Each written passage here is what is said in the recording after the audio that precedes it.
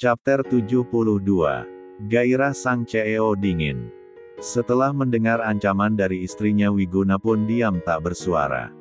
Tak berapa lama dokter pun datang untuk memeriksa keadaan Anggun. Saat dokter Ridwan mau memeriksa nadi Anggun, tiba-tiba tangannya ditahan oleh Fandi. Wiguna dan istrinya kaget mendengar ucapan calon mantunya itu. Sedangkan Anggun hanya tersenyum geli melihat keposesifan kekasihnya. "Kamu melarang dokter untuk memeriksa anak saya?" tanya Wiguna. "Aku nggak ngelarang, Pah," jawab Fandi. "Kalau tidak, terus kenapa kamu pegang tangannya?" "Karena aku nggak suka ada laki-laki lain menyentuh wanitaku. Ridwan itu bukan orang lain, dia anak teman papa. Aku nggak peduli siapa dia, selagi dia masih laki-laki dia dilarang menyentuh wanitaku."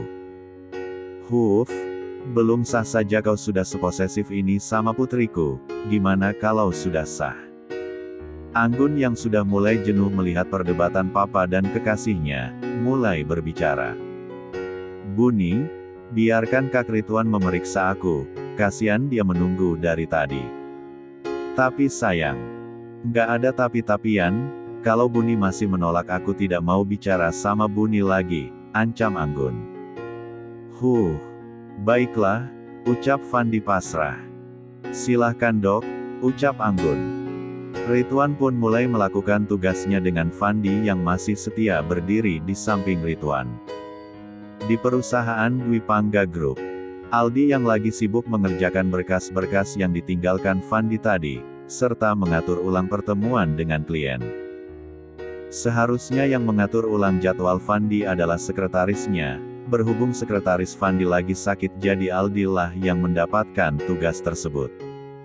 Enak banget jadi bos, bisa pergi seenaknya, bisa libur seenaknya, ngasih kerjaan seenaknya. Banyak enak di Elovan sedangkan gue banyak apesnya. Setelah semua kerjaannya selesai, Aldi mengirim pesan buat kekasihnya untuk memberitahu kalau Anggun masuk rumah sakit. Aldi pun menghubungi pujaan hatinya. Di ruang desain, Sinta yang baru saja selesai mengerjakan tugasnya dan bersiap-siap untuk pulang, tiba-tiba dikagetkan sama getaran HP-nya. Sinta pun melihat HP dan dia tersenyum melihat nama yang tertera di layar HP-nya, "Bi is calling." Dengan semangat Sinta menggeser tombol hijau di layar HP-nya. "Halo, Assalamualaikum Hani," terdengar suara Aldi dari seberang telepon. "Waalaikumsalam Bi. Apa kerjaannya sudah selesai?" "Sudah Bi, kalau Bi gimana?" "Sudah juga Hani, nanti ikut sama aku ya." "Kemana?" "Ke rumah sakit, sekalian bilang sama Sisil." "Emang siapa yang sakit Bi?" "Anggun, Fandi sudah ada di sana, nanti aku dan Gio tunggu kalian di parkiran." "Bye Hani." Belum sempat Sinta menjawab, Aldi sudah mematikan teleponnya. Sinta pun teringat sama ucapan Aldi tadi. "Anggun sakit apa? Mudah-mudahan Anggun baik-baik aja." Jam sudah menunjukkan pukul 4 sore, Sinta dan Sisil sudah siap untuk pulang. Mereka pun berjalan ke parkiran. "Loh Sin, ini kan menuju arah parkiran CEO." "Iya, kita akan ikut Aldi ke rumah sakit." "Emangnya siapa yang sakit?" "Anggun, tadi siang Anggun masuk rumah sakit." "Terus gimana keadaan Anggun? Dia baik-baik aja kan?" "Aku juga nggak tahu Sil, kita berdoa aja semoga Anggun baik-baik aja." Aldi dan Gio sedang menunggu kekasih mereka, tak lama Sinta dan Sisil sampai. Mereka pun masuk ke dalam mobil. Setelah itu mobil pun melaju meninggalkan gedung Dwi Pangga Group. Di dalam mobil hanya ada keheningan, tidak ada satupun di antara mereka yang berbicara. Mereka larut dalam pikiran mereka masing-masing. Setelah menempuh perjalanan selama 20 menit akhirnya mereka pun sampai di rumah sakit milik keluarga Wiguna. Gio memarkirkan mobilnya, setelah mobil terparkir dengan baik, mereka pun masuk ke dalam rumah sakit. Di ruang rawat Anggun, Ridwan yang baru selesai memeriksa keadaan Anggun, dengan Fandi yang masih setia menjaga Anggun. Bagaimana hasilnya Rit? Tanya Wiguna. Kondisi Anggun sudah baik-baik aja kok Om, besok sudah boleh pulang, tapi usahain jahitan yang ada di kening Anggun jangan kena air dulu ya Om. Kira-kira kapan jahitannya akan kering Rit? Tanya Kiara. Belum sempat Ridwan menjawab tiba-tiba ada yang membuka pintu, sontak mereka yang ada di dalam ruangan itu menoleh ke arah pintu. Ceklek. Anggun yang melihat sahabatnya datang pun tersenyum hangat. Kalian datang, ucap Anggun.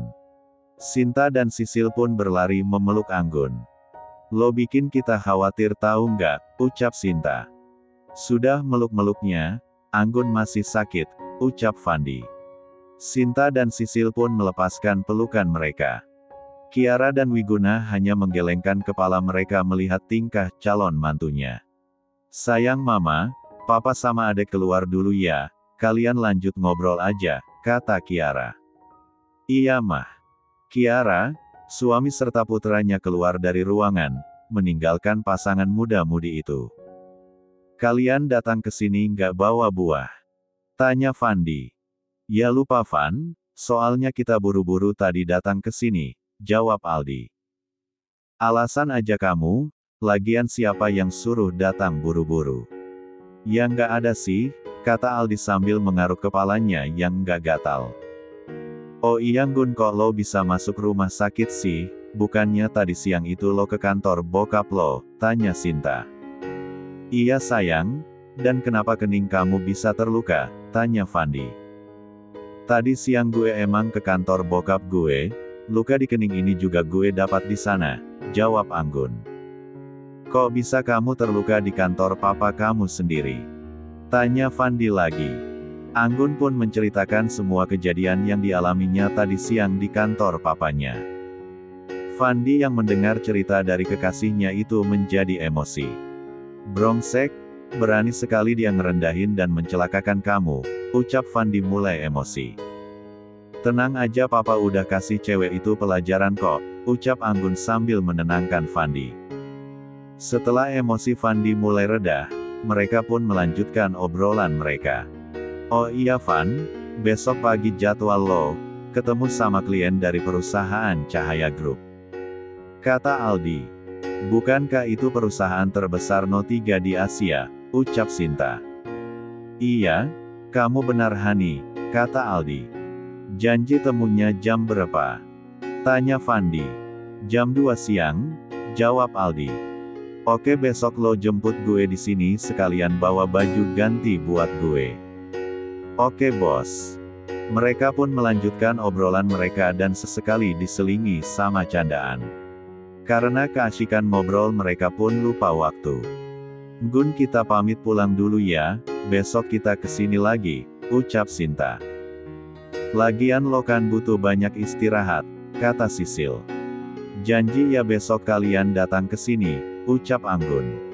Iya kita janji, kata Sinta.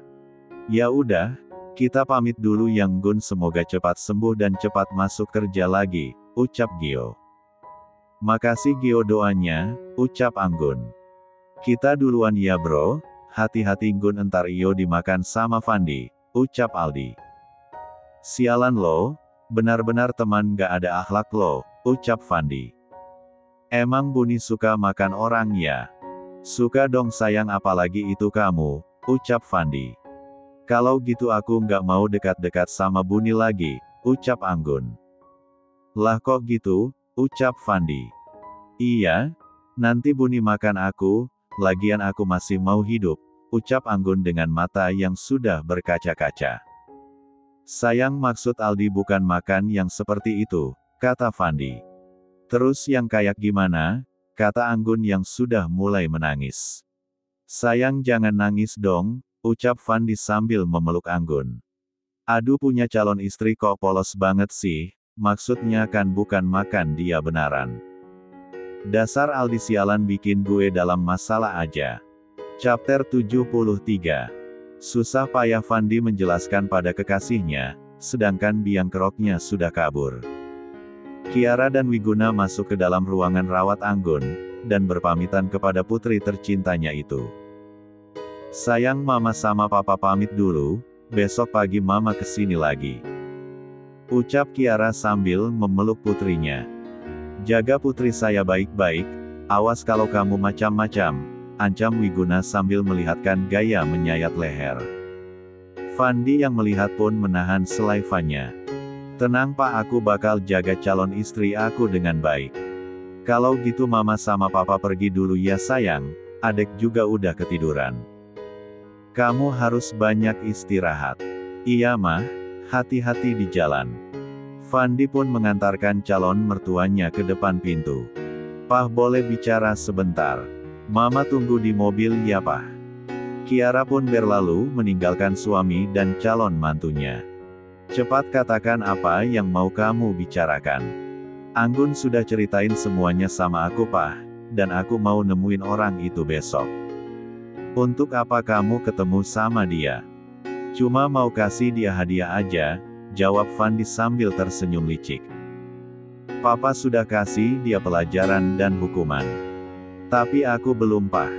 Ya sudah terserah kamu saja, Papa pergi dulu. Setelah Wiguna pergi, Fandi pun kembali ke dalam ruangan Anggun. Sayang, aku mau mandi dulu ya, soalnya udah gerah banget. Anggun pun menganggukkan kepalanya. Fandi membersihkan dirinya di kamar mandi rumah sakit yang ada di dalam ruangan itu. Butuh waktu 10 menit untuk Fandi membersihkan dirinya. Fandi keluar dari kamar mandi dengan rambutnya yang masih basah serta memamerkan bentuk roti sobeknya. Anggun yang mendengar pintu kamar mandi terbuka sontak menoleh. Anggun pun menahan salivannya melihat roti sobek milik kekasihnya. Ya ampun Buni, keren banget sih, apalagi itu roti sobeknya, kalau dipegang empuk nggak ya? Fandi pun tersenyum melihat ekspresi Anggun. Fandi berjalan menghampiri Anggun. Anggun yang masih sibuk dengan pikirannya, sehingga tidak menyadari kalau Fandi sudah berada di depannya. Fandi seperti tahu apa yang ada dalam pikiran Anggun pun berbisik. Nanti kalau sudah halal kamu boleh pegang semuanya kok, bisik Fandi di telinga Anggun. Anggun baru tersadar setelah mendengar Fandi berbisik di telinganya, sontak Anggun menyembunyikan wajah di balik selimut. Malu banget sih gue ketangkap basah mandangin indahnya ciptaan Tuhan. Sayang kenapa wajahnya ditutupin gitu? Aku ngantuk, mau tidur. Jangan tidur seperti itu, nanti kamu bisa sesak nafas sayang. Anggun pun membuka perlahan selimutnya. Fandi mendekatkan tubuhnya ke Anggun, setelah dekat. Kap, satu kecupan mendarat di kening Anggun. Kemudian Fandi membetulkan selimut Anggun. Sekarang Tuan Putri tidur ya, biar besok bisa pulang ke rumah. Good night sayang. Good night Buni. Anggun pun mulai memejamkan matanya. Fandi masih setia duduk di samping tempat tidur Anggun. Tak butuh waktu lama Anggun pun sudah sampai ke alam mimpi. Fandi bangun dari tempat duduknya, berjalan menuju sofa dan mulai membaringkan tubuhnya dan mulai memejamkan matanya. Mungkin karena kelelahan akhirnya Fandi menyusul Anggun ke alam mimpi. Pagi hari di kediaman Dwi Pangga. Diana yang sedang sibuk di dapur untuk memasak buat sarapan suami berserta anaknya. Diana memasak tidak sendiri, dia dibantu sama 2 orang pelayan. Bik tolong tata semua masakan ini di atas meja ya. Baiknya. Bik Iem pun menata masakan yang sudah dimasak tadi di atas meja. Setelah semuanya selesai Bik Iem kembali ke dapur. Diana, suami serta anaknya sudah duduk di meja makan. Mereka pun menikmati sarapan pagi mereka dengan lahap. Di kediaman Wiguna. Wiguna yang sudah berpakaian rapi dan siap mengantarkan istri serta putranya. Kiara sedang memasangkan baju buat putra bontotnya. Selesai, yuk kita ke bawah. Papa sudah nunggu kita dari tadi. Aska menganggukkan kepalanya. Mereka pun berjalan menuruni anak tangga. Wah, anak papa tampan sekali, puji Wiguna. Makasih Pak, papa juga terlihat keren, puji balik Aska. Bik Ija, panggil Kiara. Iyanya. Makanan yang mau saya bawa ke rumah sakit sudah siap. Sudah, Bibik sudah masukin ke dalam mobilnya. Makasih ya Bik, Tolong jaga rumah, kita mau pergi dulu. Baiknya, hati di jalan. Mobil Wiguna pun melaju meninggalkan kediamannya, dan menuju rumah sakit. Sepanjang jalan ke rumah sakit Aska bernyanyi dan itu merupakan hiburan yang sangat bagus buat Wiguna dan Kiara. Akhirnya mobil Wiguna pun sampai di rumah sakit. Wiguna memarkirkan mobilnya. Mereka pun berjalan memasuki rumah sakit. Sepanjang jalan dokter, suster dan pekerja lain membukukan badan tanda memberi hormat buat pemilik rumah sakit itu. Saat akan masuk lift, Kiara melihat seseorang. Bukankah itu perempuan yang mengacau waktu di pesta ulang tahun perusahaan Dwi Pangga? Sedang apa dia di sini? Dan itu cowok yang di sampingnya, bukankah cowok yang sama? Begitu banyak pertanyaan yang muncul di pikiran Kiara. Ting! Pintu lift pun terbuka, Kiara, suami dan anaknya masuk ke dalam lift. Wiguna melihat istrinya sedang memikirkan sesuatu mencoba untuk bertanya. Mama lagi mikiran apa? Itu Pak, Mama melihat perempuan yang mengacau waktu di acara Dwi Pangga kemarin. Terus, ngapain dia di sini bersama cowok yang waktu itu? Mungkin mau besuk kerabatnya yang sakit juga. Ya udah Mama jangan mikirin itu lagi. Ting! Pintu lift terbuka, mereka pun keluar dan berjalan menuju ruang rawat anaknya. Sesampai di depan pintu ruang rawat inap anaknya, Kiara pun menarik handle pintu. Ceklek! Pintu terbuka, dan terlihat di sana Anggun masih tertidur lelap. Mereka pun masuk ke dalam. Wiguna melihat calon mantunya tidur di atas sofa. Wiguna pun tersenyum licik dan timbullah ide jahilnya. Wiguna mengambil air 1 gelas, setelah itu dia menghampiri Fandi. Wiguna pun memercikan air itu ke wajah Fandi. Al, jangan ganggu gue, entar gue potong gaji lo. Bangun dasar pemalas, ucap Wiguna sambil menarik bantal di kepala Fandi. Sontak Fandi pun terbangun. Saat mau bicara Fandi kaget melihat seseorang yang ada di depannya. Iya? Emang kamu pikir siapa? Usil banget sih Pak, udah berumur masih aja usil. Apa kamu bilang? Aku cuma bilang, Papa baik banget udah mau bangunin aku. Untung aja dia calon mertua gue, kalau nggak udah gue karungin dan gue buang ke laut. Kamu ngumpatin saya? Nggak Pak, mana berani aku ngumpat Papa. Kiara menghampiri suaminya. Karena postur tubuh suaminya lebih tinggi maka Kiara naik ke atas sofa dan menjewer telinga suaminya. Al, sakit, kenapa Mama jewer telinga Papa? Karena Papa selalu mengganggu calon mantu Mama. Fandi yang melihat Wiguna kesakitan tersenyum bahagia.